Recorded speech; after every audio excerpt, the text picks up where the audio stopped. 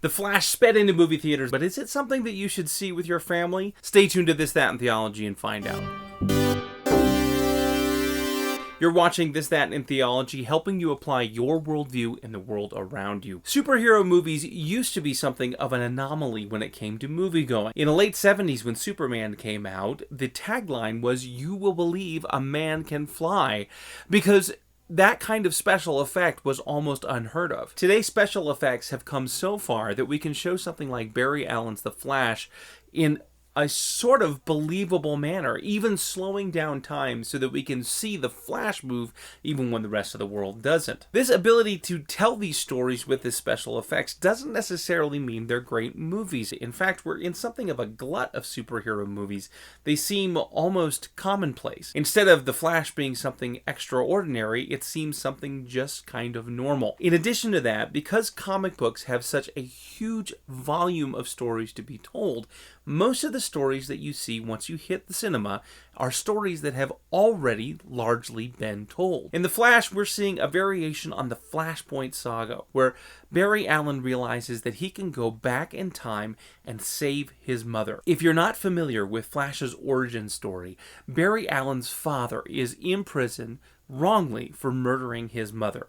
Now, who does it varies depending on what version of the story you're telling. All of a sudden, Barry Allen is, for all intents and purposes, an orphan. Because of his passion for justice and finding evidence that could free his father, Barry Allen becomes a tech in a CSI unit. While he was working around chemicals, a bolt of lightning hits those chemicals, splashing him, turning him into the Flash, giving him access to the Speed Force, which allows him to go faster than even Superman is able to go. That access to the Speed Force allows Barry to go back in time and forward in time, and is a normal part of Barry Allen's story arcs. Just like in the comic book series, Barry Allen is able to go back in time and make one small change, but that one change to the timeline changes everything else. The thing that made Barry passionate about solving crimes are gone. The things that forged him into the kind of person that would be a hero that helps just because someone needs help is gone, because both of his parents are there. In the movie, we see a Barry Allen in his early college years as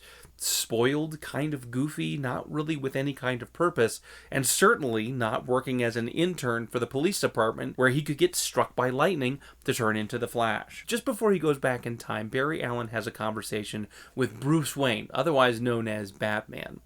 Batman reminds him that the scars that we wear are what forge us into who we are. Disregarding this wisdom from the elder superhero, Barry goes back, does the change, and breaks time. In fact, he breaks it so bad, it turns into a spaghetti-like multiverse where things aren't just broken into new timelines, they're mixed up, which is how we get Michael Keaton back as Batman. We also have a scene at one point where we see all sorts of alternate timelines and other representations of both the Flash, Superman, and Batman. If this storyline feels a little familiar, you're not alone. There have been several films this last few years that have dealt with the multiverse. Marvel films have been dealing with the multiverse both with Loki, Ant-Man and the Wasp, and Spider-Man, but last month's Spider-Man Across the Verse explored it in even greater depth. In fact, had a lot of the same kinds of themes. In fact, it could be argued that Spider-Man Across the Verse did this a whole lot better. The Flash isn't a bad film, but it's not a great film either. Some of the CGI is less believable, but you kind of take it because it's a comic book movie. There is a worldview message that is happening through this, however, that says the events that happen to us are what shape us into who we are. It's pretty on the nose, Batman says it right away, but this is also part of the Christian worldview. We believe in a sovereign God who not only knows what's going to happen, but exerts his power and will to make sure that things happen. When we look at the events of our life and we see the things that we'd rather not happen, those very events are what God has used to forge us into the person he needs us to be. When we look at verses like Romans 8:28, which remind us that God is working things to the good according to his purpose, or verses that remind us that we are being forged by our experience to minister to others, we start seeing that God is using the events of our life, both what we see as good events and bad, to rather equip us so that we are able to do the work of the ministry that God has called us to do. If we truly believe in a sovereign God, we aren't going to play the what if game. We're going to trust that God, who is all-knowing and all-powerful and all-sovereign over everything, has allowed things to happen in our lives to create us into the thing that he is able to use for his glory. The Westminster Catechism opens with the first question, asking, what is the chief end of man?